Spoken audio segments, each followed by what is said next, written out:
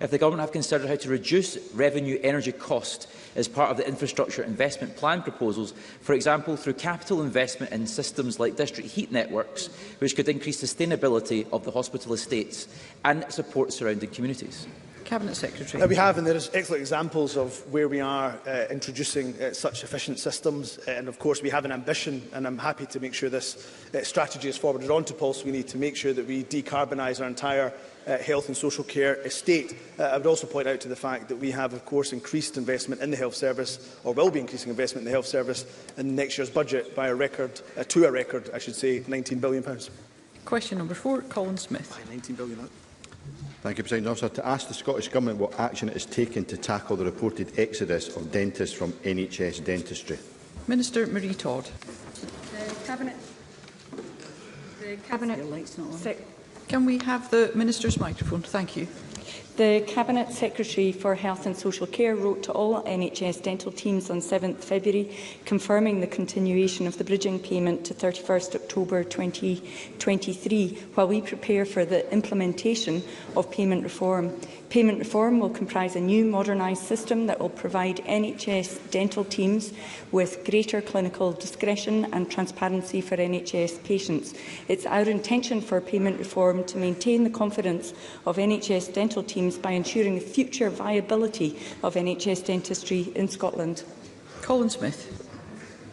The Minister referred to the confidence, but the reality is, and she'll know from the crisis in Dumfries and Galloway, no one can actually currently register with an NHS dentist. Practices in Dumfries and in Castle Douglas Thornhill have deregistered 20,000 patients. Crucially, those that are registered, half of them haven't seen an NHS dentist for over 2 years. Now, given that the research from the British Dental Association, who warned about this exodus, shows that well over half of dentists have actually reduced their NHS work, what assessment has the Government actually made to changes to the whole-time equivalent NHS dentist workforce since lockdown? And what guarantee will the Minister give that my constituents will actually get to see an NHS dentist?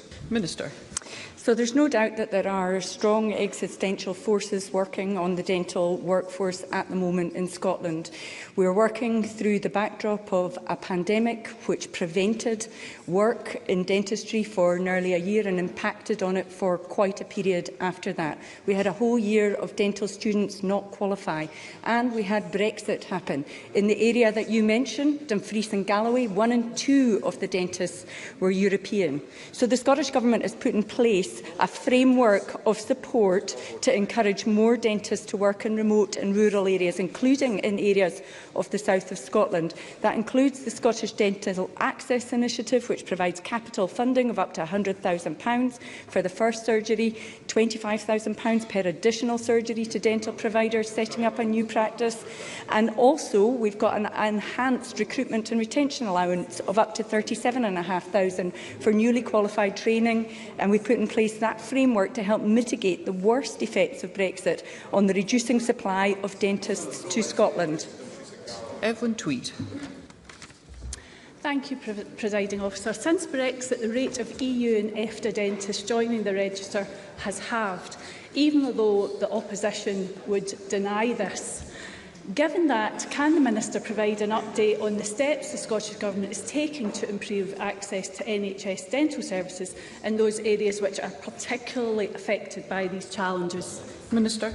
The member is absolutely correct that the consequences of Brexit are invariably having a disproportionate impact on NHS dental services in many areas, and that does include the area of Dumfries and Galloway, as I can hear the member to this side of me shouting from a sedentary position.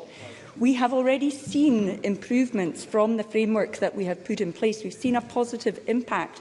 I've already heard that Dumfries and Galloway have received expressions of interest for potential grant funding for opening new dental practices, which the Scottish Government will absolutely be in a position to fund if applications are successful.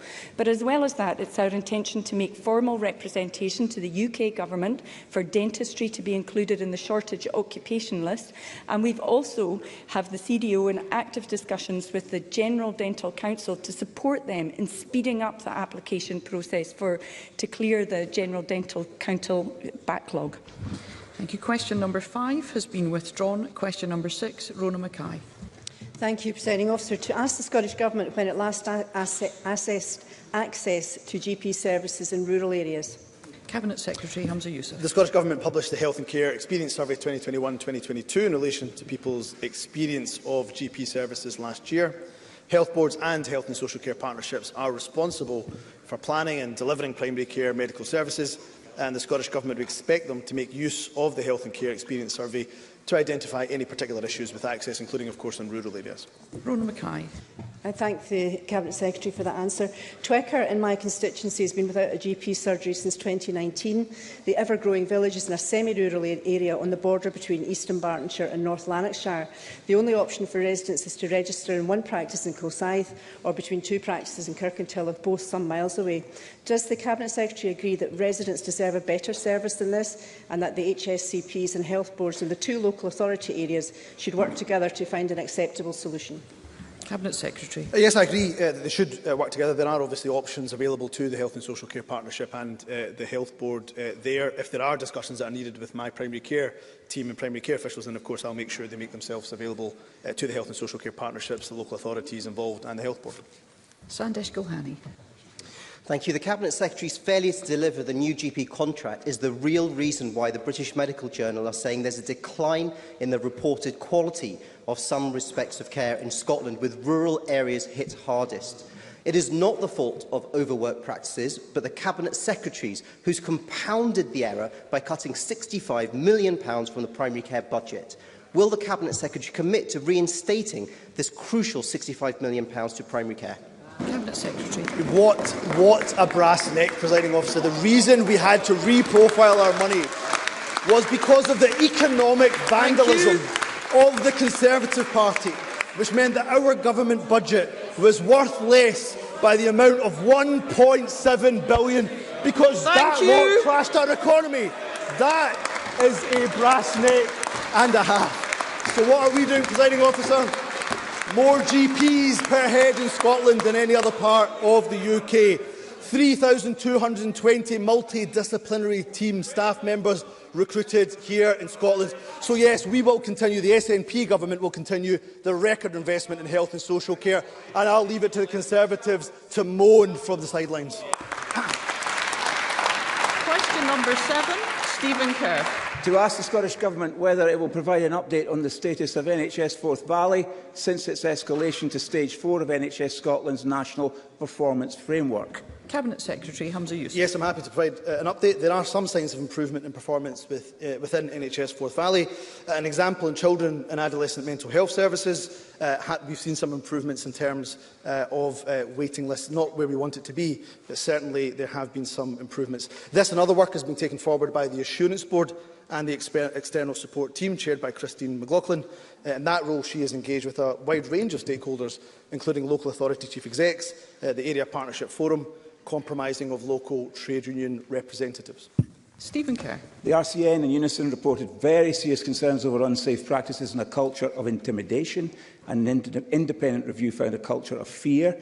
And the BBC Scotland disclosure programme on the NHS was grim viewing. In it, a trade union representative at Forth Valley said that staff were watching patients die and did not feel they'd been able to provide a decent, high-quality care. Clinical teams have spoken out about wards short of staff and unsupported, patient safety at risk, and staff on duty pushed to breaking point. In November, vacancies were over 10% of registered nurses and nearly 14% for doctors. Can the Cabinet Secretary honestly say he believes the culture at Forth Valley has changed? And what are today's vacancy rates at Forth Valley for doctors and nurses? Cabinet Secretary.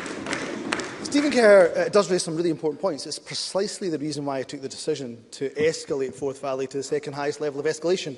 And one of the reasons, of course, for that escalation was culture. So he's absolutely right to raise these issues. And Forth Valley have brought forward an improvement plan. I'm happy, if he wishes, I'm happy to arrange a meeting between himself and Christine McLaughlin, who's leading that assurance board, that oversight board. There have been some improvements. I've also met with the whistleblowing champion at Forth Valley to reiterate this government's commitment to whistleblowing and to ensure that staff's concerns and anxieties are raised through the appropriate channels. But if it is helpful to Mr Kerr, I am happy to arrange a discussion between Mr Kerr and Christine McLaughlin. Question number 8, Colin Beattie. To ask the Scottish Government what plans are in place to eliminate any spillages of sewage from the sewage network into rivers and lochs. Minister Mary McCallum. Thanks, Presiding Officer. As I have reported previously to Parliament, the River Basin Management Plan set out our long-term aims for improving water environment. The plans are supported by Scottish Water's Improving Urban Waters route map, which commits to £500 million of investment to improve wastewater treatment works, address unsatisfactory discharges and increase monitoring. Scottish Water has published its first annual report on progress against the route map in December 2022, and this is on its website. Colin Beattie. I thank the Minister for her response. I understand Scottish Water has committed to installing a further 10,000 spill monitors by the end of 2024. Can the Minister advise what support the Scottish Government is providing Scottish Water to achieve this? Minister. Yes, Presiding Officer, in line with its Improving Urban Waters route map, Scottish Water has identified the priority locations for 1,000 new CSO monitors, and installation will be completed by the end of 2024. Scottish Water's their investment programme, is supported by up to £1.3 billion of lending from Scottish Government across 2021 to 2027 period. And, Presiding Officer, as this week we mark World Water Day and Scotland's role as a hydro nation, I should like to put on record my thanks to everybody who works in Scotland's water industry, who have seen our overall water quality at 66% compared to the equivalent figure of just 16% in England, who have 99% of bathing waters now classified as sufficient or better, and for the up to £147 million which is to be invested in further wastewater improvements by 2027. Thank you. That concludes general questions. The next item of business is First Minister's questions, and at question number 1, I call Douglas Ross. Thank you very much, Presiding Officer. As the month of Ramadan begins, can I take this opportunity to wish all Muslims in Scotland and across the UK a very peaceful holy month. The First Minister's party said this when asked by journalists just last month if they had lost 30,000 members. As the SNP clearly stated when asked, fewer than 300 members have left the party over the period. The quote continued, "This story is both malicious and wholly inaccurate. Fortunately, few people are gullible enough to believe it." It's since emerged that the story is 100% correct. So why did Nicola Sturgeon's party, the party of government in this Parliament, lie to the press and the public? On matters for which the Government has general responsibility, First Minister. Presiding Officer, can I begin by wishing Ramadan Mubarak to our Muslim community. I think I am in the very privileged position of having, of any constituency in the country, the highest proportion of Muslims living within my Glasgow Southside constituency. I know the holy month of Ramadan is a very special time for Muslims, and I wish them all the best during it. On the issue of SNP members, that issue has been well canvassed over the last few days. I've got nothing to add to what I have already said, except this, Presiding Officer. The SNP remains the only mass membership party in this country. We have by far more members than any other party represented in this chamber. And I think, Presiding Officer, I can say with some confidence that the SNP has more members than all other parties in this chamber combined. However, I can't say that with absolute certainty. So let me say this finally to Douglas Ross. If he wants a conversation, a debate, an interaction about party membership figures, then that surely should be a meaningful one where we can compare and contrast. So before we go any further, will Douglas Ross share with the Chamber how many members his party has? Douglas Ross. I thought it's very interesting. It's very interesting Thank you. That the First Minister... Thank you. Members, excuse me. We will hear Mr Ross. It's very interesting that the First Minister speaks about confidence in numbers, because those seeking to replace her had no confidence in the numbers her party's chief executive and her head of communications issued to the press. And this is an important issue here in the Scottish Parliament. This is an important issue here in the Scottish Parliament. Excuse me, Mr Ross. Mr Ross is seeking to ask a question of the First Minister. Can we please do Mr Ross the courtesy of listening? Thank you. Mr Ross. And this is an important issue here in the Scottish Parliament for the Scottish Government, because they lied. They lied to the press and they lied to the public. That is absolutely clear. And Nicola Sturgeon is treating the Scottish public like idiots with this embarrassing defence. Mr Ross, if I could just remind you of the requirement of all members to treat one another with courtesy and respect at all times. No, and of what not only I, but my predecessors, those who have sat in this chair before me, have said with regards to the use of particular language in the chamber. But I think everyone has accepted that the SNP lied over these figures. And the defence from Nicola Sturgeon is embarrassing. The SNP and their story went on like this. They said you don't have points of order. You don't have points of order during First Minister's questions. The SNP said the story. First of all, I will decide when we are and are not taking points of order. However, as is established convention, I will not be taking a point of order until the end of this session. Mr Ross.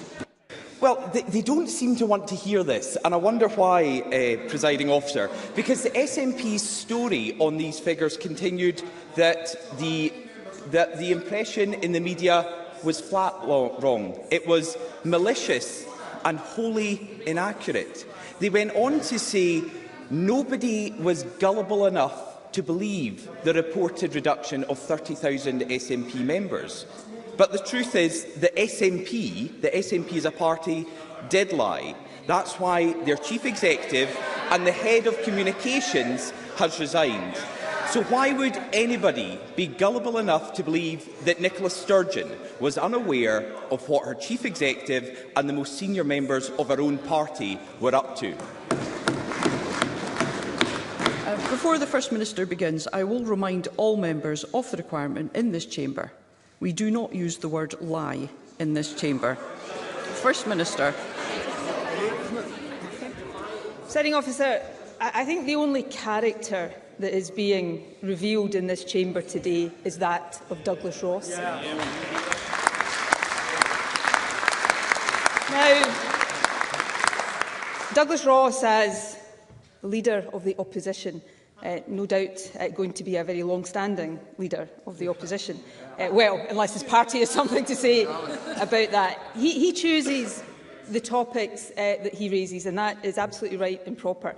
But let it be noted today, for the people watching right now, that on this, my last appearance as First Minister at First Minister's Questions, Douglas Ross is not asking me about the National Health Service, or education, or the economy, or climate justice.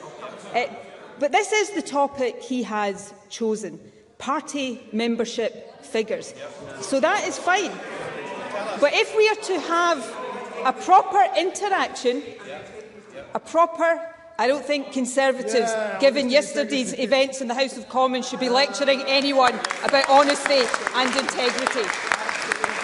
But coming back, Presiding Officer, if we are to have a debate about party membership figures, then before we go any further, perhaps Douglas Ross would answer the question that I posed last time and that we're still waiting for an answer on. How many members does the Scottish Conservative Party have? Surely he knows. Tell us. Douglas Ross. Nicola Sturgeon started a week early. When you're on the backbenches, you get to ask the questions at FMQs. In your final one, you're supposed to answer. Now, the First Minister's farewell tour this week has been a masterclass in deceit and political spin. She was too busy, far too busy, to appear in front of the Scottish Affairs Select Committee, but somehow managed to eke up eke out time in her schedule to sit down and loose women to debate the great offices of state and the matters of state with Janet Street-Porter. She says her party is experiencing growing pains. This must be the first time that growing pains have actually shrunk something. She claims that she's left her successor a brilliant foundation. First Minister, that's all that's left. The foundation, the house that Sturgeon, Salmond and Murrell. Sorry, I'm finding it very difficult to hear you from here. I would be grateful if we could hear one member at a time and only those members who I've called. Mr Ross. I was just saying how the First Minister claimed to have left her successor with a brilliant foundation, but that's all that's left. The foundation, the house that Sturgeon, Salmond and Murrell built is collapsing.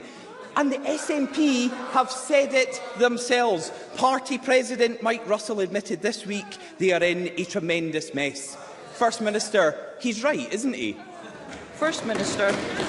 Well, firstly, if he wants to know about collapsing political parties, he should look at a poll about leaders' favourability ratings published this very morning. It does not make happy reading for Douglas Ross. But on the issue of priorities, presiding officer, and these are not the issues I would have chosen to go on today, but Douglas Ross has chosen them. So if he wants to talk about priorities, let me point out that I am not the member of this Parliament that missed a veterans' event to referee a football match.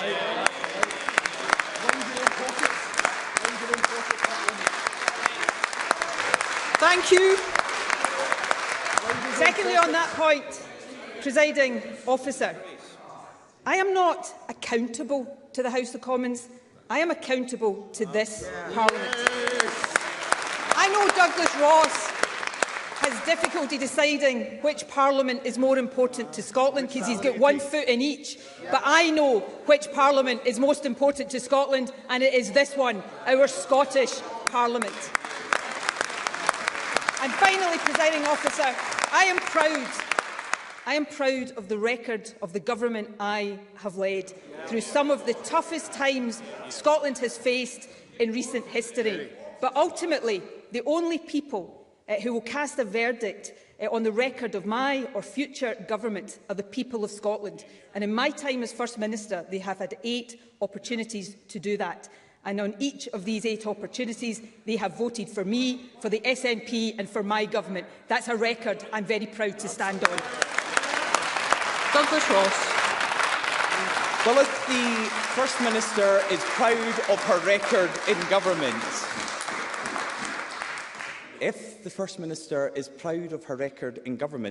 let's just look at it. In her final FMQs, let's just go over it. On Nicola Sturgeon's watch... We will hear Mr Ross, thank you. On Nicola Sturgeon's watch, Scotland's schools have plummeted down international league tables. She has made no progress on the attainment gap and broke her promise to close it completely.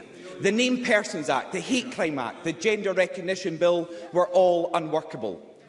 Drug deaths in Scotland are the highest in Europe, 5 times greater than anywhere else in the United Kingdom. And right now, at this moment, 1 in 7 Scots is on an NHS waiting list.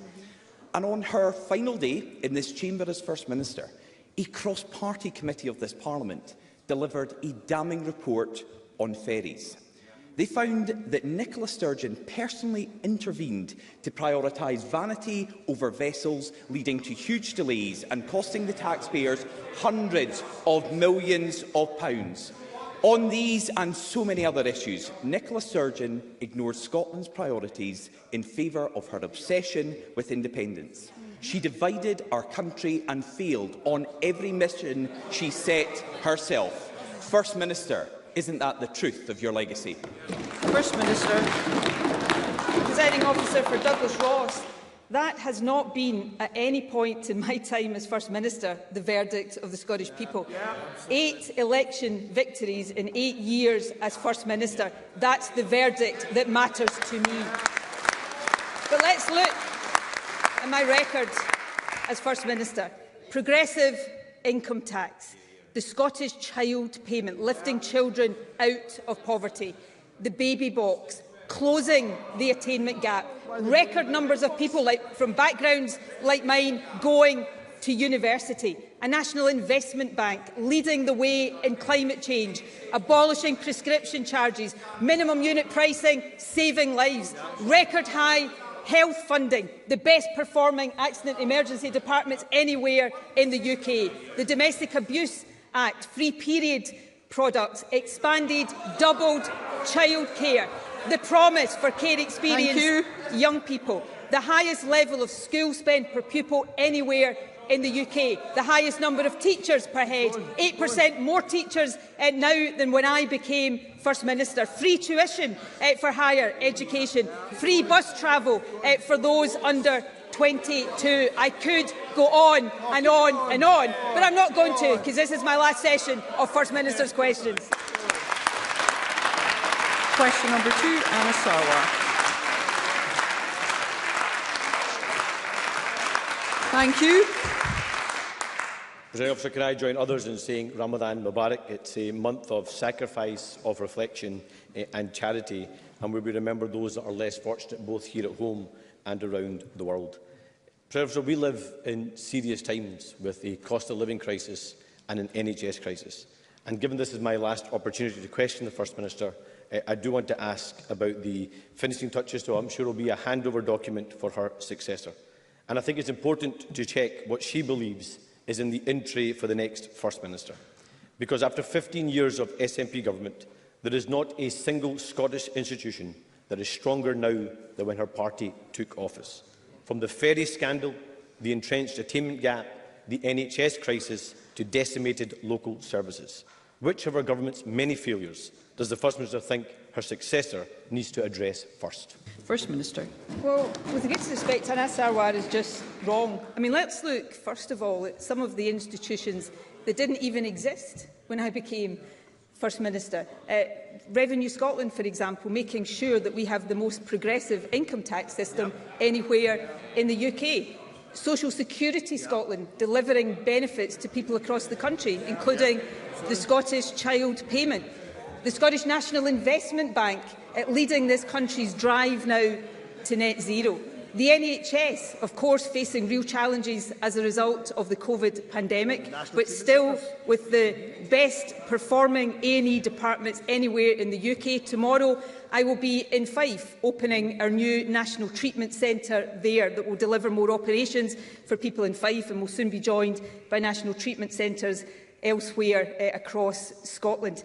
In education, more young people from the kind of background like mine going to university than has ever been the case before. A doubling of early years education and childcare. I think that is strengthening of many, many institutions.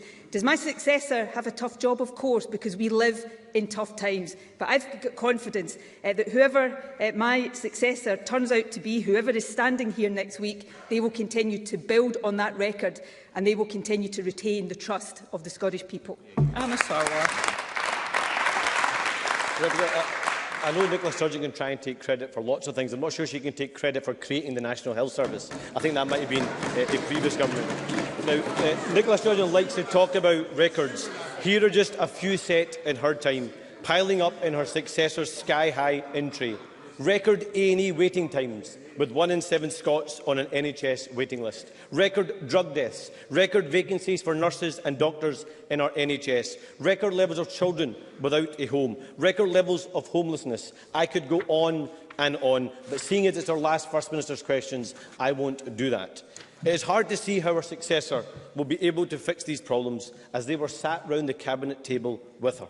The decisions taken around that Cabinet table resulted in over £3 billion of taxpayers' money wasted since 2007. That's £1,200 for every household in Scotland.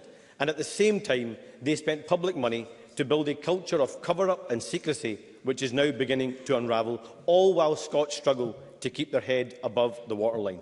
And given the scale of the challenges piled up in this in-tray, does the First Minister agree with 2 of the 3 SNP candidates that mediocrity, continuity and incompetence won't cut it?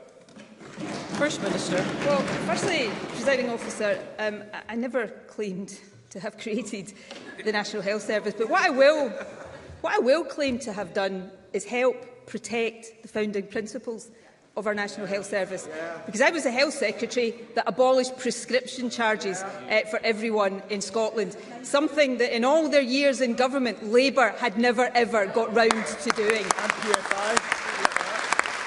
I also took a hospital privatised under Labour back into the National Health Service.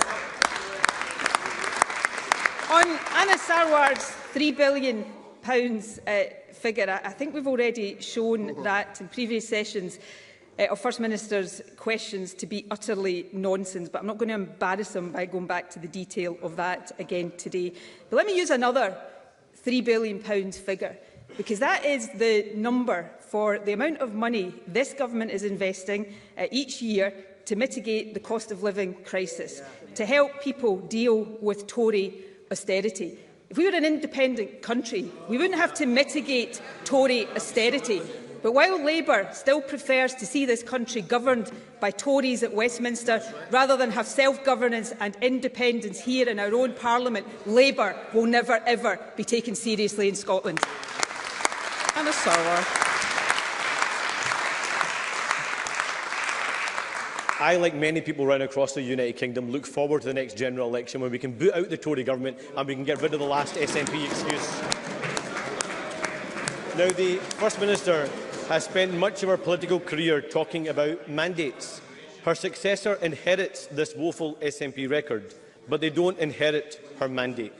The last election was a pandemic election, one in which the First Minister won with a direct appeal from her to steer the country through the pandemic and the COVID recovery. That recovery hasn't even started. In fact, by every metric, things have got worse. And now Scotland faces two crises: an NHS recovery that never began and the cost of living crisis, families facing spiralling bills and soaring energy prices. But as her potential successors squabble over their own record in government, they can't escape facts. They don't have a plan for Scotland and they don't have a mandate from the public. And that is why we need an election now. So in my final question to Nicola Sturgeon, does she agree with her own words? There are no words to describe this utter shambles adequately. It's beyond hyperbole and parody. Reality, though, is that ordinary people are paying the price. The interests of the party should concern no one right now. An election is now a democratic imperative. That was about the Conservatives at Westminster, and the difference, one of the differences between me and Anna Sarwar is I don't support Tory government of Scotland because Scotland does not vote for Conservatives. And I fought three general elections as SNP leader, and the SNP has won all of them. And at every one, we've heard the same messages from Labour, and at every single one, the people of Scotland have cast their verdict. I am proud of the achievements of the governments that I have led. Let me end on another one, because it is related to COVID recovery, and it has been achieved in spite of what we're having to deal with from the Conservatives at Westminster. Today, Scotland has record high employment, record low unemployment and record low economic inactivity. We have a good foundation in this country. We face many challenges. But I have every confidence that my successor, who will be standing here next week, will continue to lead this country forward, will continue to take the decisions that are in the interests of this country, and that they will lead this country to becoming an independent nation. Question number 3, Alex Cole-Hamilton. Thank you, Presiding Officer. And can I also wish Ramadan Mubarak to everyone celebrating it, but also on this National Day of Reflection and Commemoration, remember more than 16,000 lives lost to us and the gaps they leave in their communities and their families as a result of the COVID pandemic. She may not know the answer to this, but to ask the First Minister when the Cabinet will next meet. First Minister. And that, of course, is a matter for the new First Minister. The only thing I know for certain is that I will not be in attendance.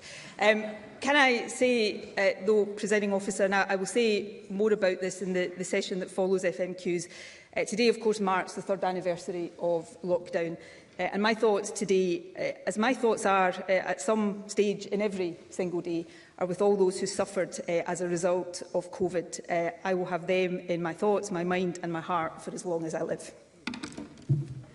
Alex Cole-Hamilton. I'm very grateful for that reply and I share its sentiments.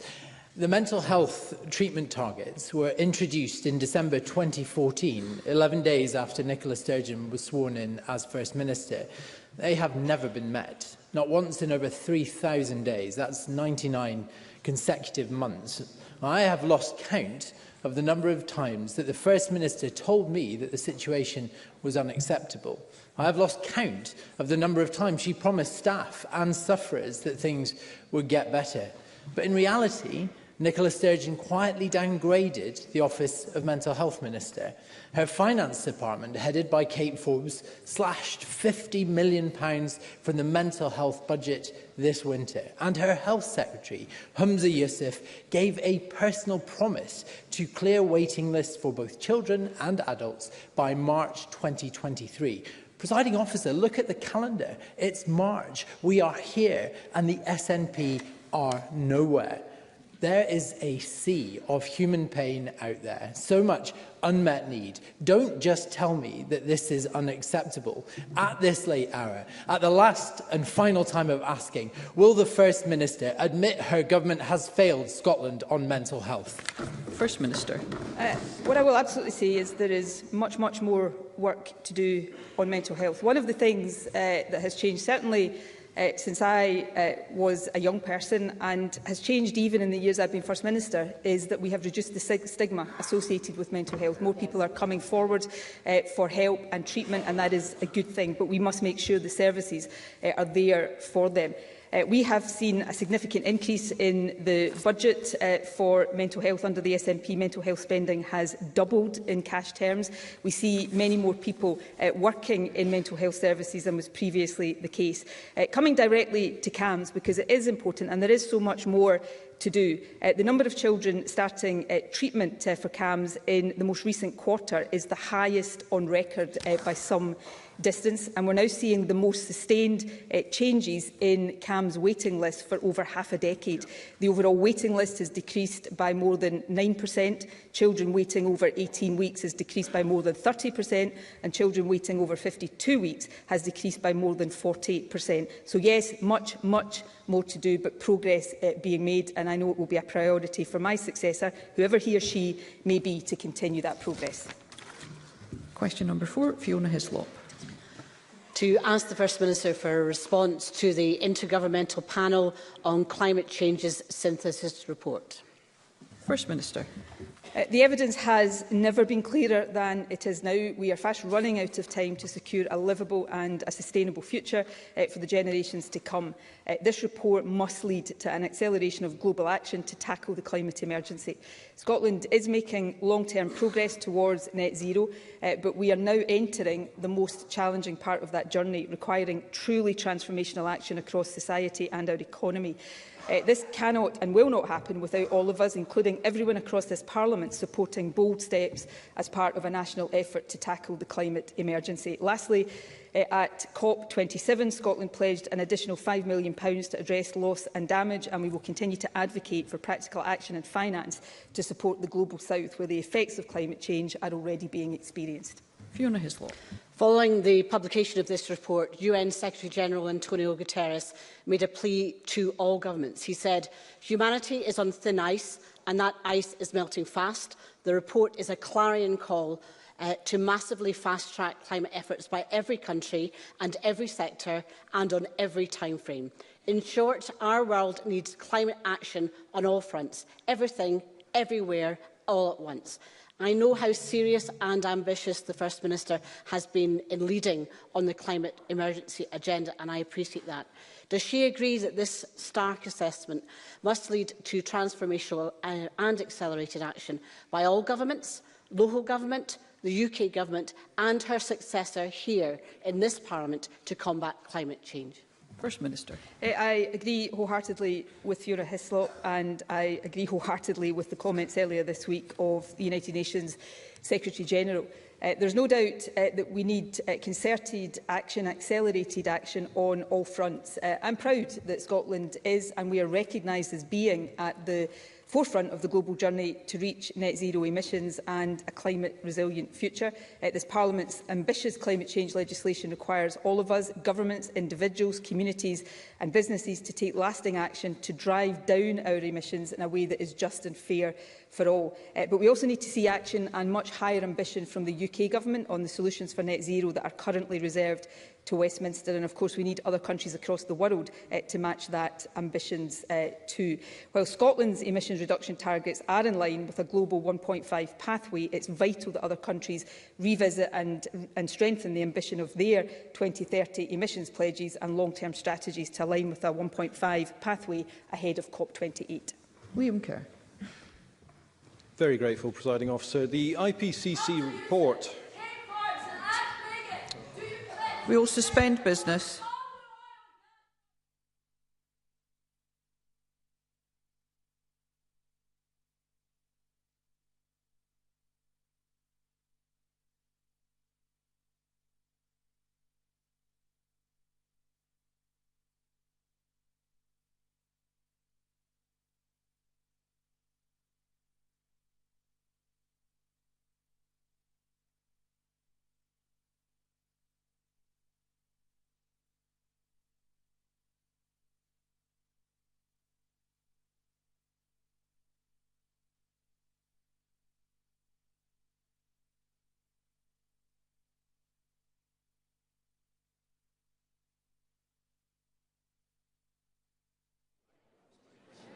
Okay, thank you. We will resume business, and I would ask Liam Kerr to begin his question. Thank you.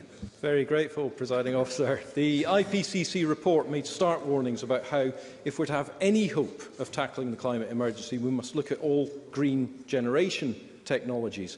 Now, given that countries such as Japan, Germany and France are swinging behind nuclear-generated energy, which is a zero-emission clean energy source, isn't it now imperative that the First Minister's government looks again with an evidence-based and a science-led assessment at its knee-jerk banning of new nuclear in Scotland? First Minister. Can I firstly agree with the sentiment behind that question? We all have to up our action on this, and green energy generation is a vital part of it. But I don't agree on the question of nuclear. Nuclear energy is very expensive. We still don't know what to do with the waste long term.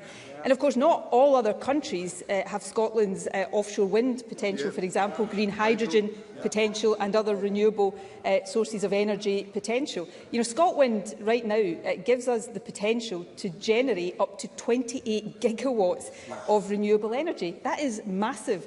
That will enable us to export as well as meet our own needs. So I think we should focus on renewable, clean, green, renewable energy.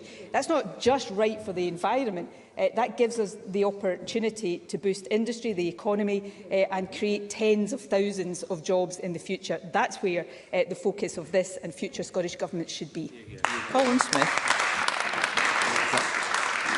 Thank you, Presiding Officer. This report is the starkest warning yet that while our world leaders fiddle, the world burns and we're not on track to hold global warming at 1.5 degrees. But does the First Minister accept that as she leaves office, Scotland is also failing to meet our climate targets? As the Climate Change Committee warns, Scotland is missing so many of those targets that are in danger of becoming meaningless. Now, given that transport remains the biggest source of emissions, does the First Minister regret the savage cuts made to our rail and bus services on her watch mean, well, the dip in car use since 2016 is 12.5%, the collapse in rail numbers is over 50%, and bus passenger numbers is over 40%. And does she agree it is a priority for her successor to reverse the cuts that she made to those services? First Minister.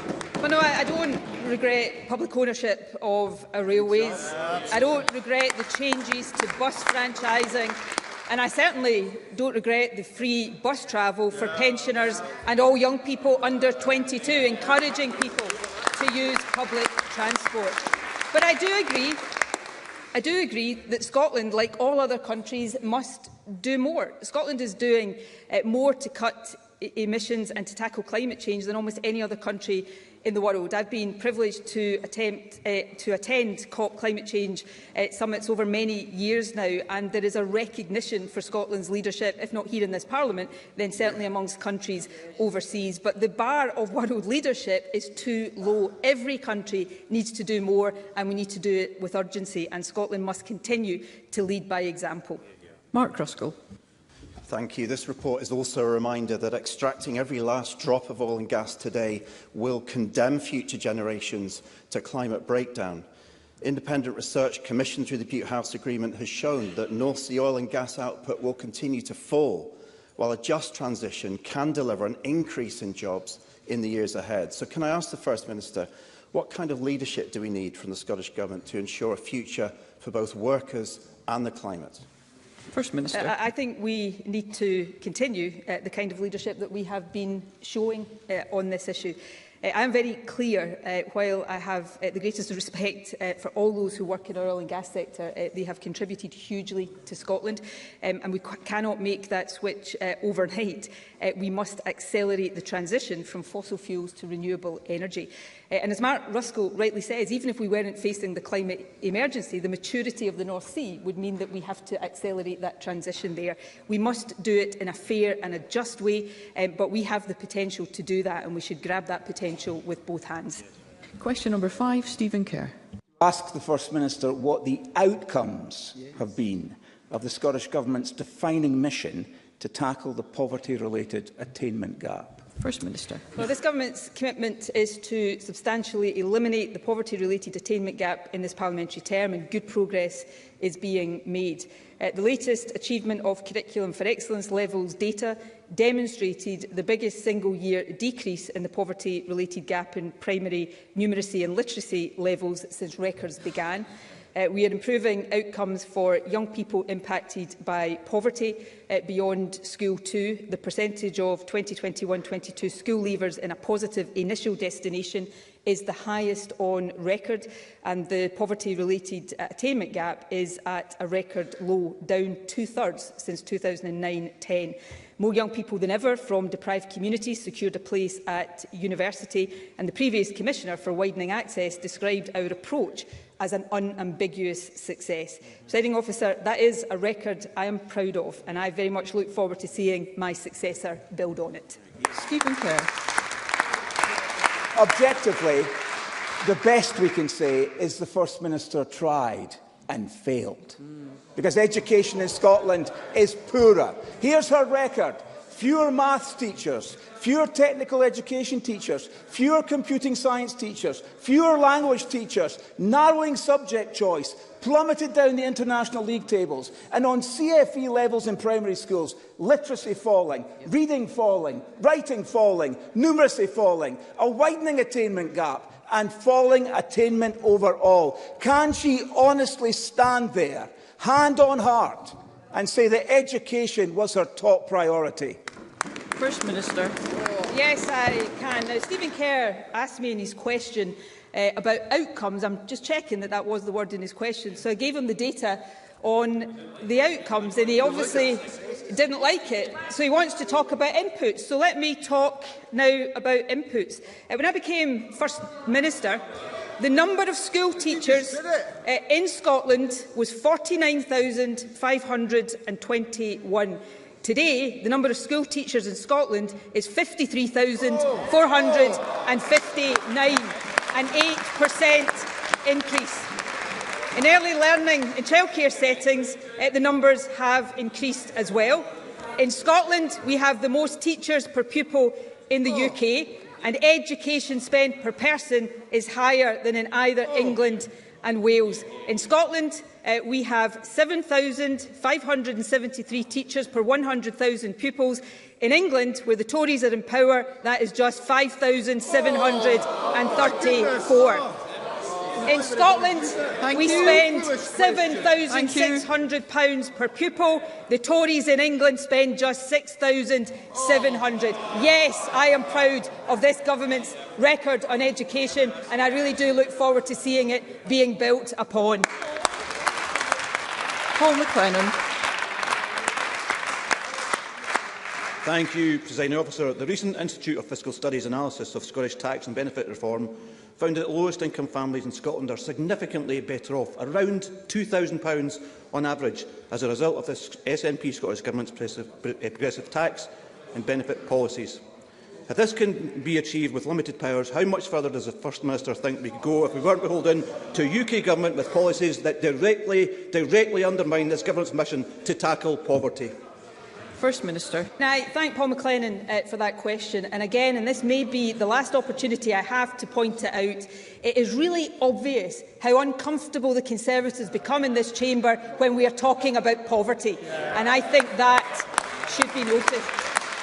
The Institute for Fiscal Studies rightly acknowledges the impact that progressive choices are having for low-income families. They highlight, and I'm going to quote briefly, Presiding Officer, that the Scottish Government have made clearly a distributional choice to channel a lot more money towards low-income families with children in particular, and that has a meaningful impact on incomes. If I had to single out the thing I was proudest of, it is that, helping lift children out of poverty, in marked contrast to the approach of the UK Government's welfare system, where they push children into poverty. That's the difference, that's the contrast.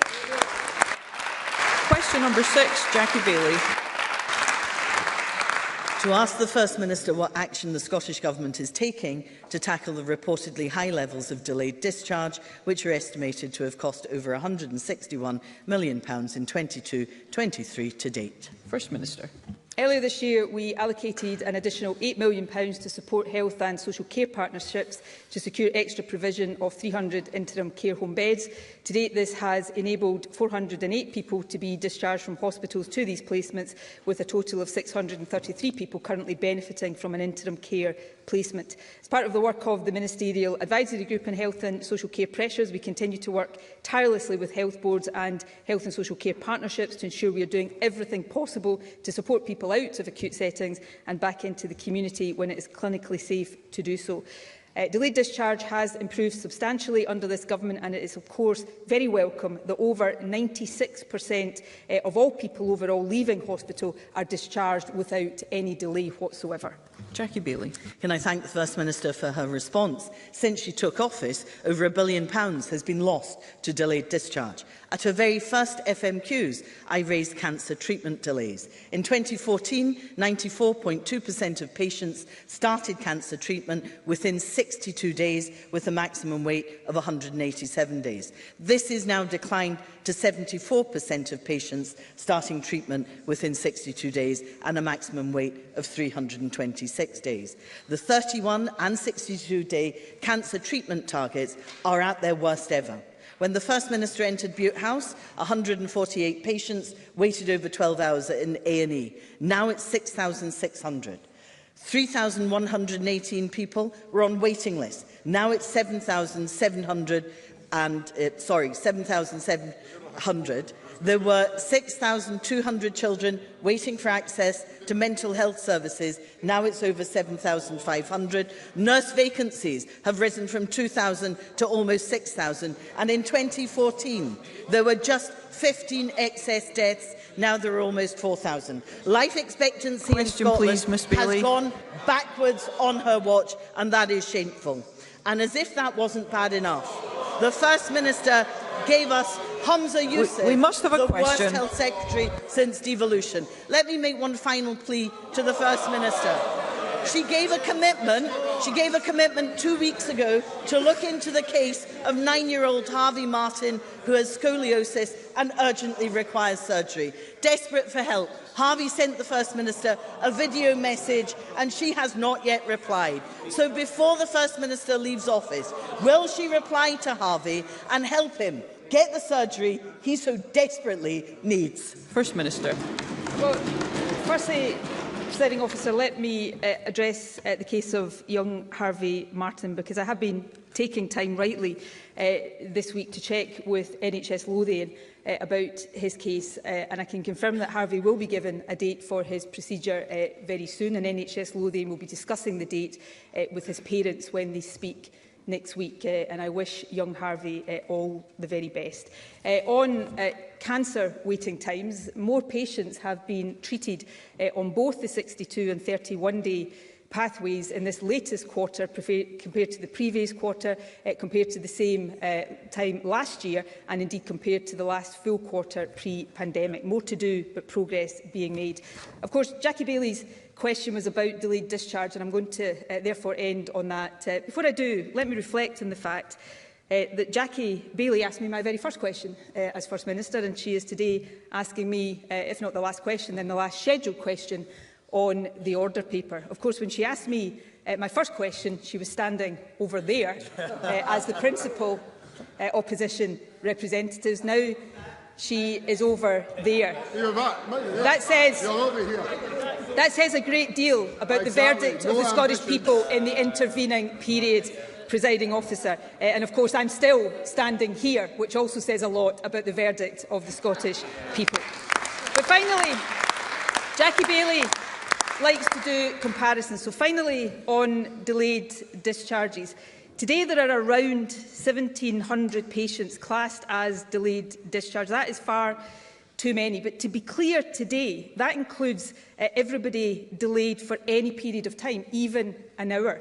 When Jackie Bailey was a minister, when her party was on this side of the chamber, there were 2,200 patients delayed for more than 6 weeks in our National Health Service.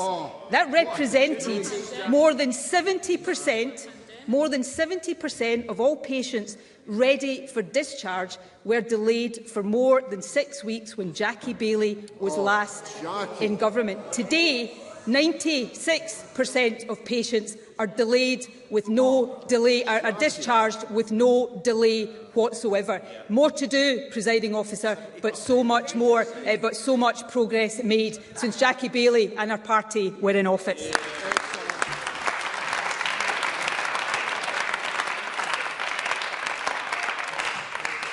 That concludes First Minister's questions. The next item of business is a personal statement by the First Minister, and today marks the final contribution in this chamber of Nicola Sturgeon MSP as First Minister, our longest-serving First Minister and the first woman to hold the post. And on behalf of the Parliament, I thank the First Minister for her service. I thank John Swinney MSP, the Deputy First Minister, for his service too. They have both been in government since 2007, and I wish them well for the future. I now call on Nicola Sturgeon, First Minister. Thank you, Presiding Officer, and thank you for your kind words. I'm sure I speak on behalf of the Deputy First Minister in expressing that gratitude. I have indeed just concluded my 286th and final session of First Minister's questions. And this is the final statement I will make in this chamber as First Minister. No matter what I do in future, nothing, absolutely nothing, will come close to the experience of the past 3,046 days. Being First Minister of the country I love has been a profound honour. I have led Scotland through good times, but also through the toughest period of our recent history. Exactly 3 years ago today, I stood at a podium in St Andrew's House and I asked the country to stay at home. My thoughts today and always are with those who lost loved ones to COVID, with those who live still with long COVID, with our young people who lost out on so many of the normal experiences of growing up, and with everyone who endured the trauma of separation and loneliness. COVID shaped all of us.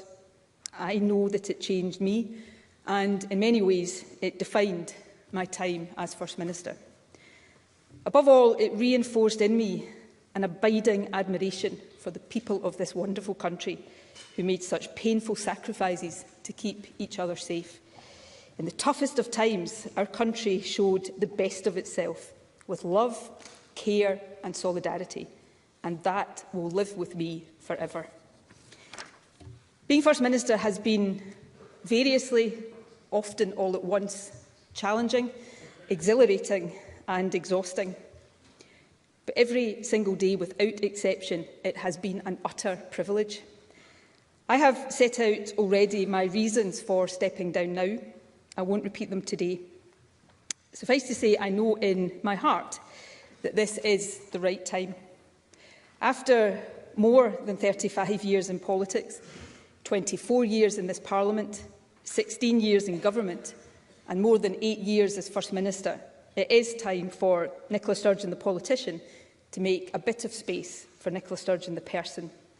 It's time for me to contribute in a different capacity to the causes I care so deeply about: gender equality, care experienced young people, climate justice, and always, until the job is done, winning Scottish independence.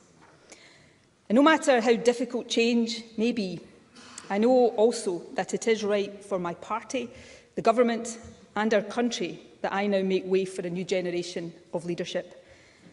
I have made my fair share of mistakes in the past 8 years, and of course there are things I wish I had done better or differently. But overall and overwhelmingly, I am proud of what has been achieved. The doubling of early years education and childcare, the Scottish Child Payment, widening access to higher education with a record number of young people from backgrounds like mine now going to university, minimum unit pricing, a policy that is saving lives, a publicly owned, mission-driven national investment bank, and putting the climate emergency at the heart of all we do. Just a few of the many policies that I believe will have a lasting impact on our country. As the first woman to hold this office, advancing gender equality has also been very close to my heart. My cabinet has always been gender balanced. This Parliament legislated for free period products and strengthened the law on domestic abuse. And less tangibly perhaps, but just as important, no girl in our country now has any doubt that a woman can hold the highest office in the land. I heard a phrase the other day that really struck a chord with me. When women lift, girls rise. I've tried as First Minister to put that into practice, and I will continue to do so for the rest of my life. Presiding Officer, there are countless people who have supported me along the way. Today I want to say a heartfelt thank you to just some of them. Firstly, to my family. Nothing, absolutely nothing would be possible without the love and support you give me daily. To my extended family, the SNP, the party I joined at 16 when, on a good day, we would hit 12% in the opinion polls. We've come such a long way together as a team.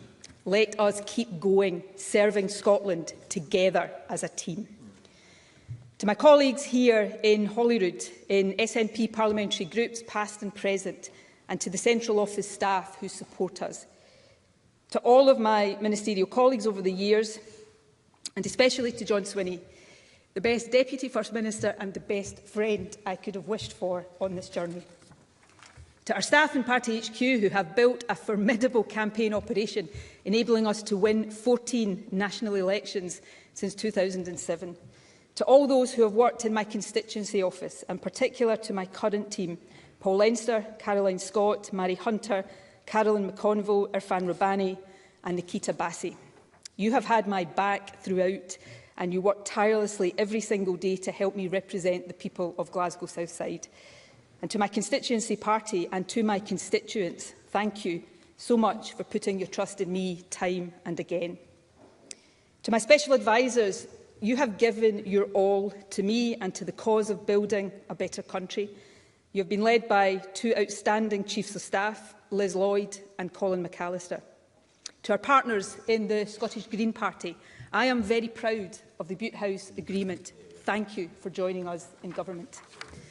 And to our brilliant civil service, Scotland is so fortunate in the integrity, impartiality and professionalism of our civil servants, and I am privileged to have been served by some of the very best. I thank each and every one. But let me make special mention of those who have served in my policy unit and in my FMQ team. The latter, especially on Wednesday evenings and Thursday mornings, really do have the worst job in government. For the avoidance of doubt, Presiding Officer, the good answers have always been down to them. The bad have been all me. Finally, I want to thank from the bottom of my heart 3 groups of people who because of the nature of the jobs they do, have probably spent more time with me over these years than with their families. At least I'm sure that is how it has felt. So, to my security team, thank you for keeping me safe. To the wonderful Bute House staff, thank you for always making me feel at home. And to every private secretary, diary secretary, correspondence secretary, to the visits and events team, to the communications and camera teams, to everyone in my private office who has supported me over 16 years in government, thank you for keeping me going. Obviously, I can't name everyone, much as I'd love to, but there are a few I do want to mention. My longest-serving Principal Private Secretary, John Summers, and the current incumbent, Chris Mackey. And last but not least, three very special people who individually and collectively have been with me for almost all of my time as First Minister. Three people who were the core of my team during COVID, coming into the office while others stayed at home to give me the support I needed to do my job. Nicola Dove, Patrick Crolla and Gary McGee. You three will never know how much your care, kindness and humour have sustained me over these years, and I am so going to miss you. Presiding Officer, as I come to the end of my last speech here as First Minister, some final reflections. To you, I am sure you're hoping for a new First Minister whose answers on a Thursday lunchtime are not quite as long-winded as mine. Thank you for your patience. To my colleagues across this chamber, robust debate and holding government to account are the hallmarks of what we do in here. That is as it should be, and let me thank those in other parties for that. But maybe, just maybe, we might actually enhance our democracy if occasionally we, all of us, treated each other with kindness too, if we remembered that we are opponents, not enemies. And to my successor, next week we will find out whose portrait will go alongside mine on the stairwell of Bute House. Subject to this Chamber's approval, it will either be Scotland's second female First Minister or the first from a minority ethnic background. Either way, that will send the very powerful message that this, the highest office in the land, is one that any young person in Scotland can aspire to.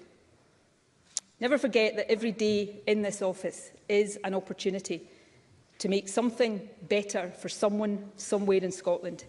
Do not shy away from the big challenges or difficult debates. You won't get everything right, but it is always better to aim high and fall short than not try at all. And always draw strength, energy and wisdom from the people of this wonderful country. And it is now to the people of Scotland, all of you, whether you voted for me or not, that I reserve my final words from this seat. Thank you so much for placing your trust in me. Words will never adequately convey the gratitude and the awe I hold in my heart for the opportunity I have had to serve as your First Minister. It truly has been the privilege of my lifetime. And with these words, Presiding Officer, I draw it to a close.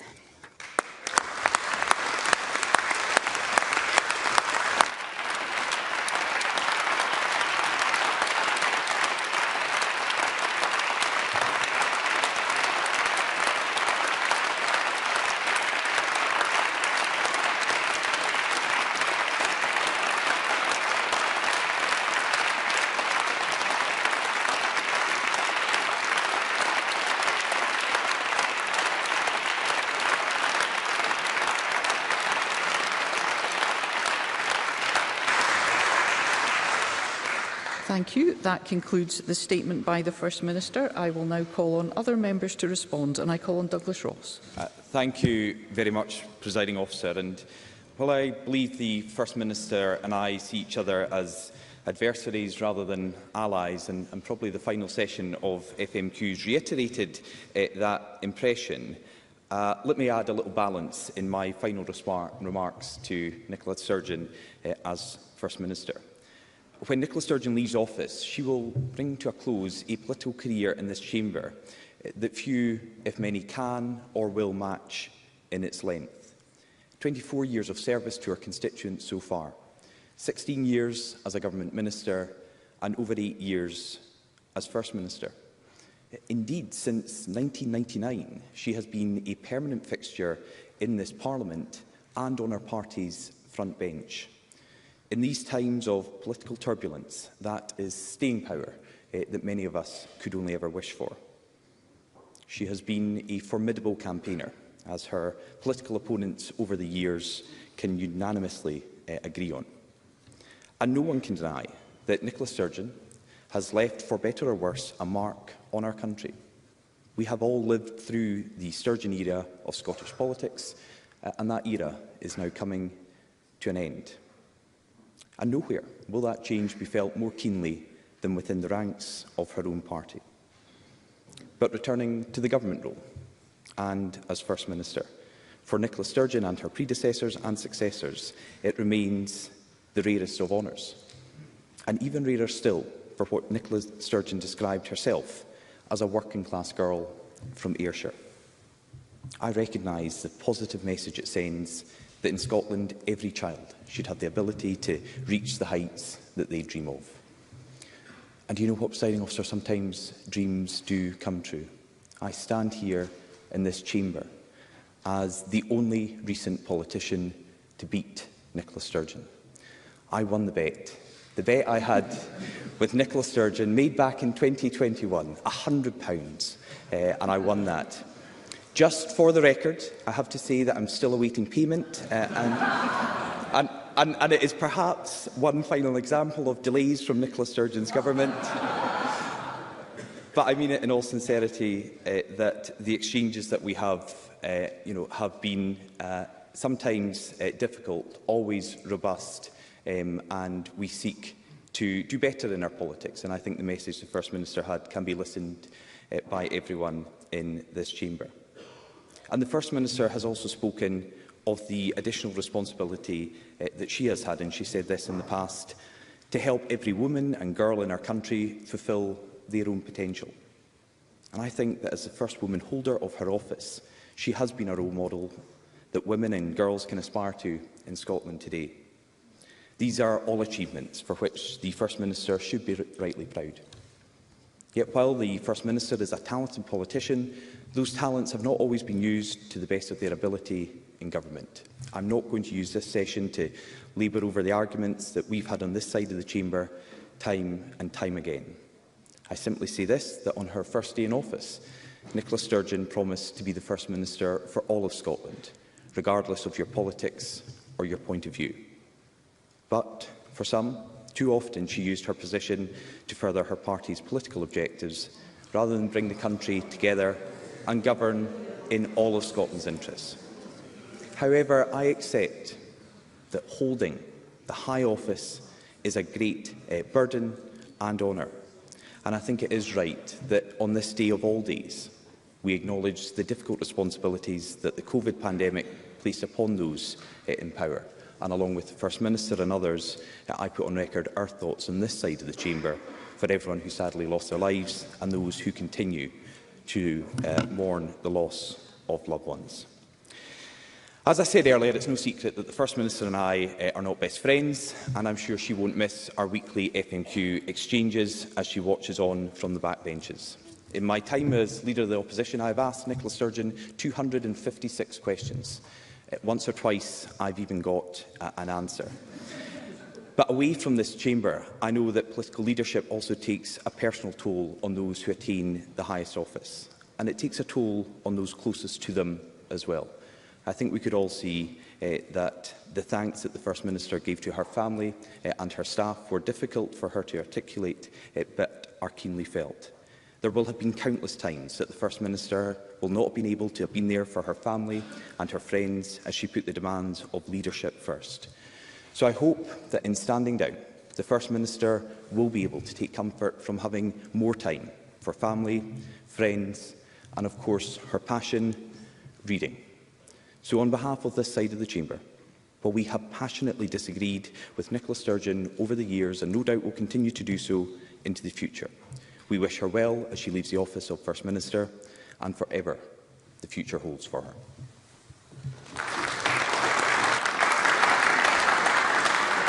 Thank you. I now call on Anna Sarwar.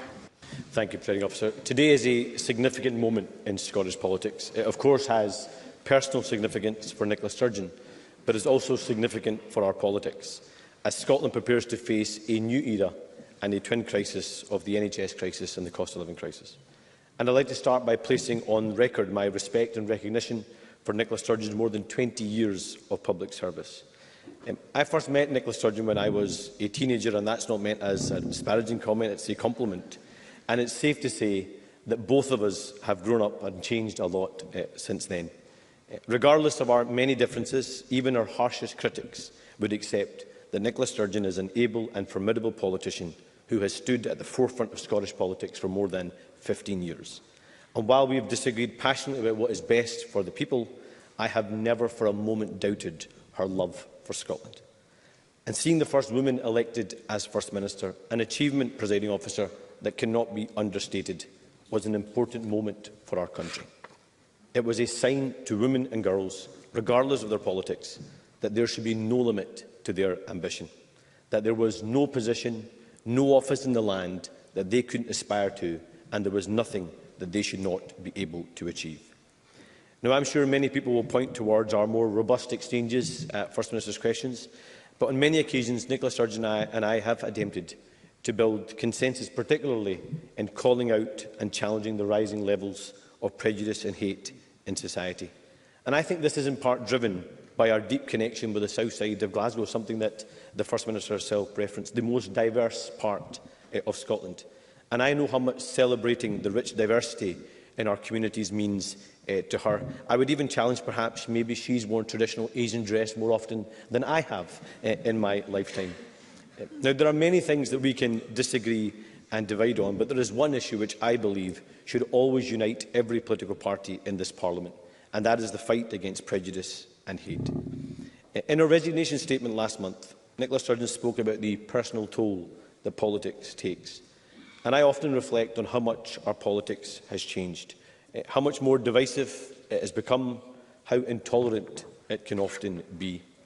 And the challenge, I think, for all of us is how we build a politics that, of course, allows for strong disagreement, passionate debate, robust arguments, but that never descends into hatred, because far too often, particularly online, our politics does descend into that hatred.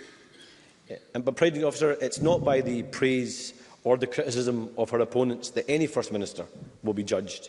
It will be their record.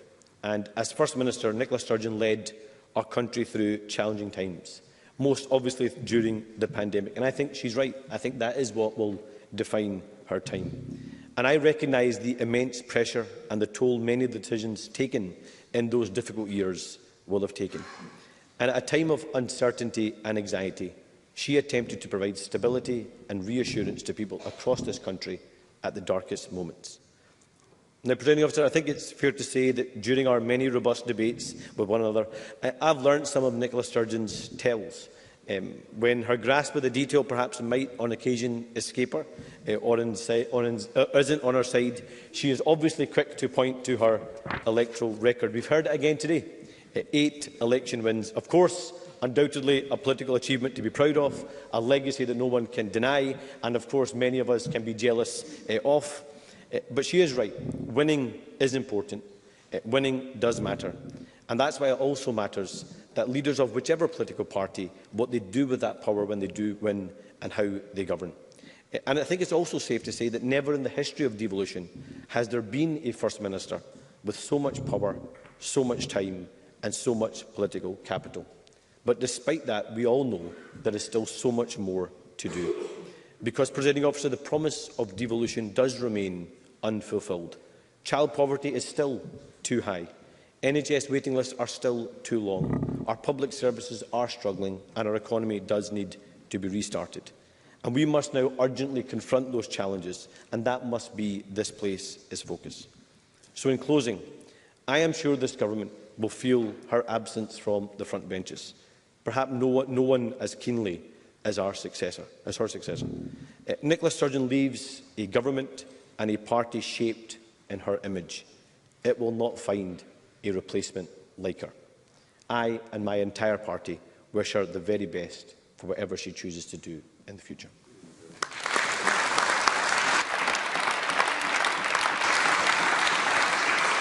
Thank you. I now call on Patrick Harvey. Thank you, Presiding Officer. I'm privileged to be able to offer a few comments from the Scottish Green Party at this moment. And now, over the last wee while, I've heard both the First Minister and the Deputy First Minister reflect on how they might have felt back in their early days as teenage activists if they had known the role that they would go on to play in providing the role of leaders of government for Scotland.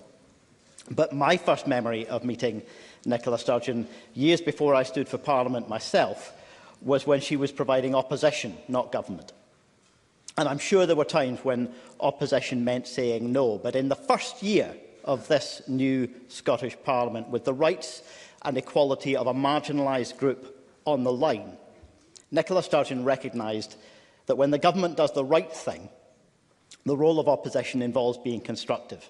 And in the law most often called Section 28, it was a nasty homophobic hangover of the 1980s. And in the first debate about repealing that law, Nicola Sturgeon said Section 28 is plainly and simply about discrimination. It is about singling out one section of the population and labelling it as unacceptable. Now, she was not the only politician saying so, but what she did helped to ensure that that issue was not seen as government versus opposition, and that rival parties with serious disagreements could work between them to find the common ground and work together for the good of the country.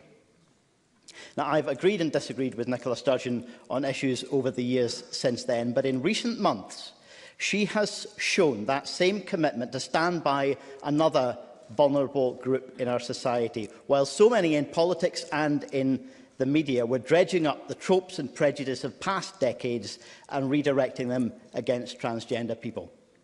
So I can still see today what I remember from those days. Nicola Sturgeon's commitment to be an ally to marginalised people remains part of her character as a politician. Now, as I say, I didn't know at that time that I would go on to join the Scottish Parliament, or indeed that I would have the chance to sit with Nicola Sturgeon on the advisory board campaign for Scottish independence, or even that I would share the stage with her at the Glasgow Hydro, of all places, even if we did have to share the bill with a certain Mr George Galloway. I certainly couldn't have imagined that she and John Swinney would pick up the phone and offer to negotiate an agreement which would bring the Greens into government for the first time in this country's history, advancing action on climate justice and progressive values, and in doing so, infuriating right-wingers, vested interests, polluting industries, and even one or two of their own backbenchers. So I also see today what I remember from earlier days, that Nicola Sturgeon sees the value in politicians and political parties recognising their differences, but seeking common ground and finding ways to work together for the good of the country. Presiding Officer, on this day of national reflection, we all share the sentiment Nicola Sturgeon expressed a few minutes ago. And as for the things that her time as First Minister will be remembered for outside of the political bubble, I think for most people it will be her leadership during a pandemic that changed all of our lives.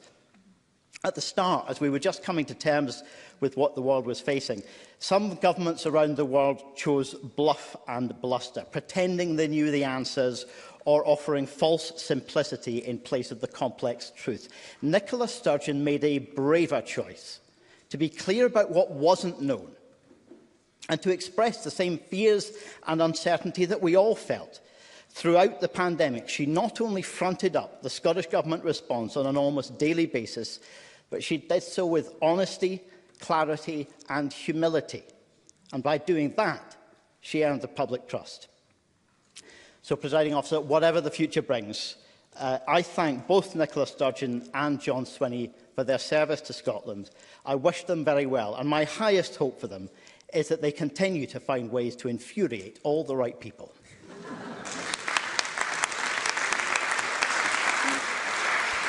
Thank you. I now call on Alex Cole-Hamilton.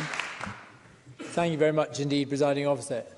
Presiding Officer, Those of us who seek a life in public service must deal with events and times as we find them, not as we would wish them to be.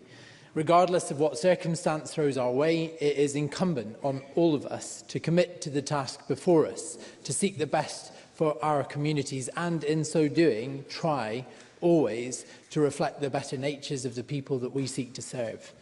As the first woman to achieve this office of First Minister, Nicola Sturgeon has provided inspiration to the women and girls that will doubtless follow her to this, the highest office in the land. She has been Scotland's First Minister through some of the darkest hours in our modern history. I think it is important to recognise her tireless and substantial commitment to the office that she has held for longer than anybody else. And that tireless commitment was no more evident than in the worst days of the pandemic, a time of unprecedented anxiety for our country, when she offered a voice of calm to people stuck at home.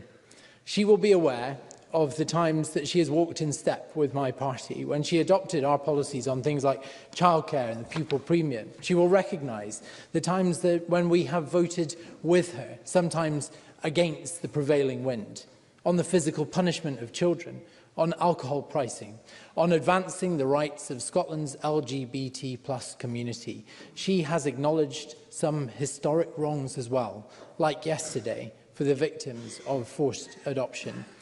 She knows my background, and as such I will always appreciate her dedication, her continuing dedication to young Scots currently in the care of this state, or who have experience of the Scottish care system. Presiding Officer, good and bad, this chamber will debate her legacy long after her departure. The First Minister and I are very different people. Our visions of the future of Scotland and of the United Kingdom just do not align. But I recognise hard work when I see it. I am also grateful for the kindness that she has done me personally on occasion. Indeed, the words of comfort she once offered me in private conversation when my daughter was hospitalised are something I will not forget. The sands of politics, the Scottish politics, are now shifting in big and unpredictable ways. This is a moment. It is a crossroads, a chance to do things differently, and people are now looking for inspiration. People are looking for new hope. Presiding Officer, I'd like to finish by thanking Nicola Sturgeon and indeed her Deputy John Swinney for both of their service to our country, and I wish them well with whatever comes next. Thank you.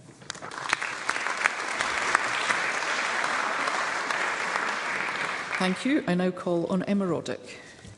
Thank you, Presiding Officer. It is truly an honour to be speaking today on the resignation of the First Minister, though it is a decision that I and I think the country are still needing to come to terms with.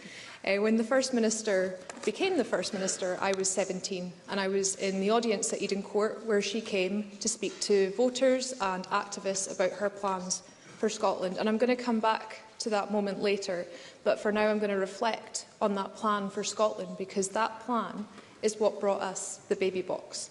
It's what brought us the Scottish Child Payment, the promise, all emblematic of the progressive values that the First Minister not only brought to the fore of the SNP, but brought so many into the SNP on the back of. Now, Stop the World, Scotland Wants to Get On is rightfully a very famous campaign line of Winnie Ewing's, but Nicola Sturgeon didn't wait for independence to bring it to life. She has been an ambassador for Scotland, and that will serve us well when her successors deliver independence. She's also always stayed true to herself, and as a young survivor of sexual assault, this is the First Minister I watched stand up, not just when it was easy or abstract, but when it was difficult, and say women deserve justice. And I think we can also look at how she's spent the last few weeks in her role, when people can't accuse her of it being about keeping her position next time or winning applause. She has tackled misogyny. She has delivered a very moving apology for historic adoption practices and, of course, spent time with the care-experienced young people of Scotland, to whom she was the first to say the state does not just owe them a home, we owe them our love. And at a time that we were so isolated, so separate, Nicola Sturgeon was trusted, invited and welcomed into millions of living rooms across the country.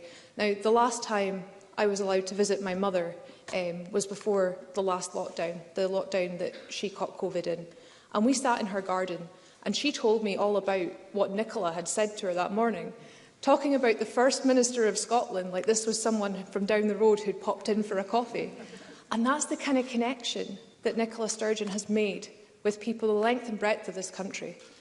Which brings me on to the second part of her legacy, because it's not just the policies that she put in place, it is the people she lifted as she climbed. The women that she mentored, inspired, empowered, the people that she told their passion, their voluntary work, their opinions are politically valuable. They'd been disenfranchised and she brought them in and gave them a voice, and they are all a part of her legacy. And that includes me, because that day in Eden Court I got to sit in the front row and ask the First Minister what she was going to do to make sure that more women and girls would enter politics in future. And it's a question that's been thoroughly answered since, but I remember her specific reply to me, because she said, "Well, Emma, I would like to see more young women, Emma, making their voice heard, Emma." And those words led me here, and I think that will be the same for other women in this place, both now and in the future, because I see little girls dressing up as Nicola Sturgeon for World Book Day. And I think the First Minister has very safely achieved the goal that she set out in her statement earlier. She has lifted, and girls across Scotland are rising to meet her.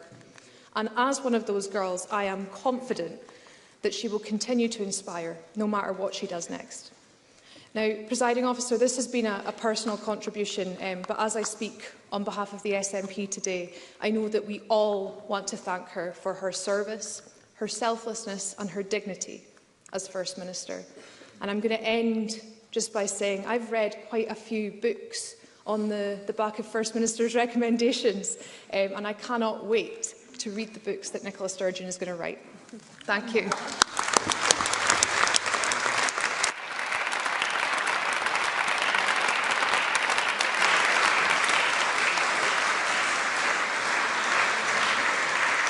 Thank you. And I call on Nicola Sturgeon, First Minister. Thank you, Presiding Officer. I am going to be brief. Firstly, because I know everybody wants to go and have lunch. But secondly, I'm not sure that I can go much further without crying. So just to say from me to colleagues across this chamber, thank you for your generous comments. They mean a great deal to me, and I deeply appreciate them. To Emma, I remember that exchange really well, and I cannot tell you how proud I am of you that you now sit in this Parliament making such a positive contribution, and who knows, may one day stand here at this place in our Parliament. Thank you for that contribution. Emma's is one of probably thousands of interactions I've had with girls and young women across these 8 years of my time as First Minister. And if I have encouraged even just a few of them to believe more in themselves and to stand a bit taller, then I will be very happy, because that means a great deal to me. More generally, Presiding Officer, to lead this country is the pinnacle of what this shy, introverted, that's still the case, not just when I was a young girl, but what this shy, introverted, working class girl from Ayrshire could ever have dreamed of.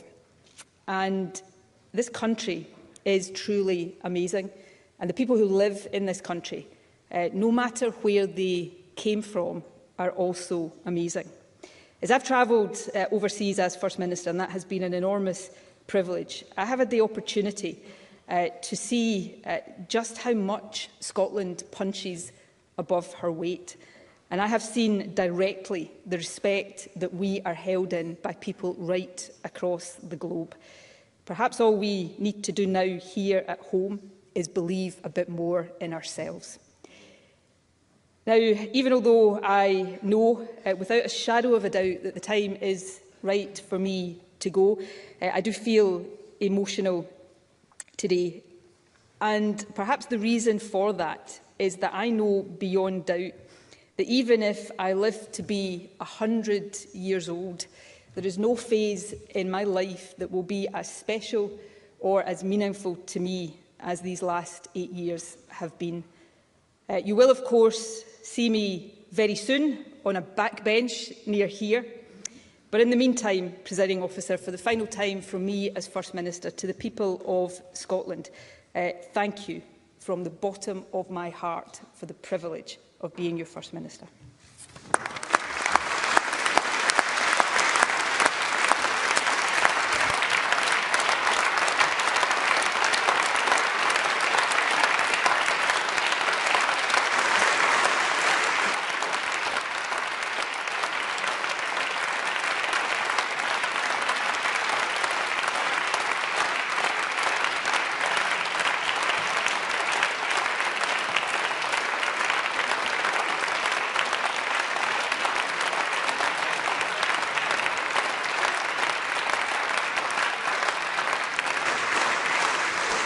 Thank you.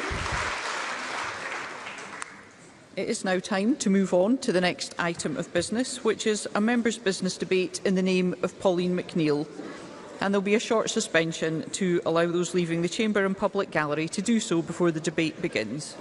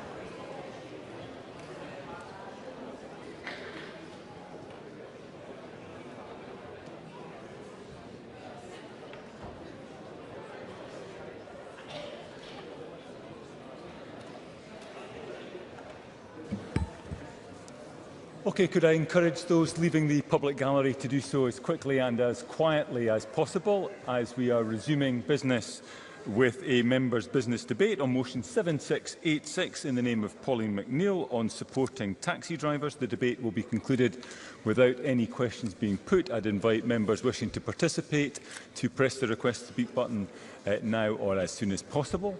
And I call on Pauline McNeill to open the debate around 7 minutes. Ms McNeill. Thank you, Presiding Officer. Follow that, as they say. I don't apologise for bringing people back down to earth, and thanks for staying. Because it's time to stand up for taxi drivers across the country. Taxis are a vital part of our public transport system. The taxi sector has become more vital in recent years due to unreliable train services and bus services, which I hope will get better through the years. This is actually my very first members' debate this session, and I chose to make it about the plight of taxi drivers because this industry needs our focus right now and immediate action. I, along with many of my Scottish Labour colleagues, will speak today about the clear support and of our demands. And today I stand in support of Glasgow taxi drivers in particular, as a Glasgow member, to highlight the contribution that taxi drivers make to the economy, its connectivity and the cultural life of Glasgow. Taxi drivers play a vital role in our public transport system. They plug the gaps left by unreliable train services, bus services, and they cover the times of the days where other forms of transport are not running. I've been working with taxi drivers in the last Parliament and in this Parliament, as many of you have, but also lobbying Glasgow City Council and the current Finance Secretary, Kate Forbes, on their behalf, because I believe they have been neglected during the pandemic, and I believe that they are being neglected now. Their concerns about the low emission zones being introduced in Glasgow, I can't speak for other cities, so far have been ignored. Glasgow taxi drivers have said they do support the principle of the LEZ zone, but all they've asked for is a short delay of a year to give them time to comply with the scheme. And even then, if that was to happen, it will not be enough for many. Black cabs in particular has been an iconic feature of Glasgow city centre. I don't understand why any administration seemingly would go out their way to ignore this important fact. So we know that around 1,000 cabs of the fleet, 1,420 are not Euro 6 compliant. So that is 1,000 taxi drivers at the moment who cannot enter the LEZ zone in Glasgow. So you can already begin to see the extent of the problem. So whilst 200 cabs have been given an extra 12 months, it leaves the rest of the taxi sector having to find thousands of pounds they simply don't have, obviously in a cost of living crisis. So the worry is that many will actually leave the trade and will be replaced.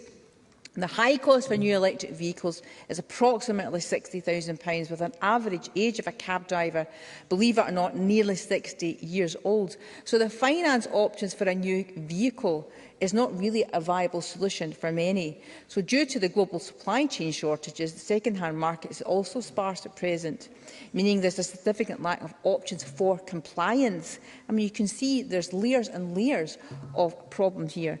The LEZ zone will have a devastating impact on traders, taxi drivers and low-income and older drivers unable to buy new cars. Yes, Sir Martin Whitfield. I'm very grateful to my colleague giving way. And one of the services that taxis do bring with regards to our young people is in transport of particular groups of young people to and from school. And without an adequate replacement to that, those young people are going to lose out on their education. There is only a short pause being asked by taxi drivers, and wouldn't it be realistic for the expectation of that education delivery that both the Scottish Government and in particular Glasgow Council meet that? Pauline McNeill. I thank Martin Whitfield for that intervention. I could not agree more. There are so many dimensions to this, impacting on the Scottish economy and the way people get to school and the way people get to their work, and young people in particular. And Stephen Grant of the Trade Union Unite, Glasgow Cab Branch, said it will have a devastating impact on the trade, which is why they'd called for all cabs to have a delay at least till June 2024 in relation to the LEZ zone. So I support Unite's call for a pause on the LEZ zone and for taxi drivers, and I hope the Government is listening to those cab drivers working day in and day out in our city. I hope the other members will address what's happening in other cities, but if you forgive me, I'll only focus a bit on Glasgow. Glasgow City Council must work with those drivers, as they haven't done up to now, to allow time to source compliant vehicles. Taxi drivers have been crying out for support due to inadequate grant support and the unfairness of restrictions affecting busy town centres. So we need a new deal for the taxi trade, and we need a strategy that recognises the importance of taxis to our economy.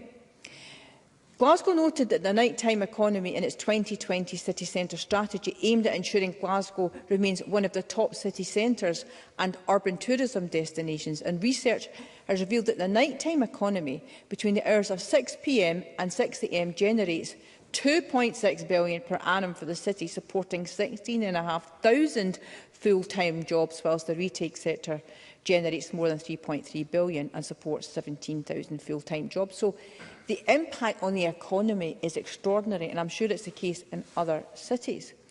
Combined employment from the sector represents over a fifth of city centre working population. Many of these workers in the city centre rely on taxis to bring them home after their shift, and people who work during the evening and early hours in nightclubs and bars will be severely affected, as they will now have to rely on public transport. I mean, I'm sure other members like me have had parents contact them, in fact maybe parents in your own family, who know that many people have just simply walked home from the city centre because they can't get a taxi. And that's quite a frightening thought for a parent, thinking that your child or young person is walking quite long distances to get home because they simply cannot get home any other way. The lack of availability of taxis will greatly affect those who work in the city centre during the evenings and busy weekends. So we must recognise the vital role that it plays in a city like Glasgow. I mean, I'm in the city centre quite late at night. Those of you who know, I'm a musician and I play in Glasgow city centre. I can already see that people start to leave the pubs earlier than they used to, and that's simply because they're worried about getting home. So again, there's obviously other issues to do with public transport, but getting a properly viable taxi trade is absolutely vital to getting the city centre back into its former patterns. So taxi drivers provide a safe transport option for women. I know this was addressed in the debate a few weeks ago, and vulnerable people at night provides an important service for people with mobility issues, and a topic that will be covered by my colleague Pam Duncan-Glancy. Glasgow Taxis have demonstrated an ongoing commitment to city safety through its commitment to the Safe Taxi scheme and the safety initiative to ensure that if a Glasgow student is alone and have found themselves stuck in a night out with no money, they can still make it back home safely by using their student card as payment in emergency situations. Too often students can end up in potentially unsafe circumstances and not being able to get home. So Glasgow Taxis are to be commended for their commitment to getting young students home safe at night. Presiding Officer, in conclusion, as a regional member, I have to say that I watched the SNP administration in Glasgow set up a policy which could literally wipe out black cab trade in the city, with no response so far as to how we're going to see our way through this. Taxi drivers across Scotland who've lobbied this Parliament not only recently were given grant funding to compensate for the impact of the restrictions during COVID. But some local authorities paid out more than once, but Glasgow did not. Glasgow paid once out of the fund, and there seems to be no realisation that Glasgow, being the most lockdown city in the UK, that it would have such a devastating impact, and we're still feeling it now, and that is why I brought this debate to Parliament today. We must learn the lessons from the restrictions that we imposed, and if, hopefully, this will never happen again, a pandemic of this kind. But we must learn that you have to support trades like this in the period in between while they try to recover. Presiding Officer, I'm glad I've had this chance to speak in this debate tonight. I look forward to other contributions. Thank you.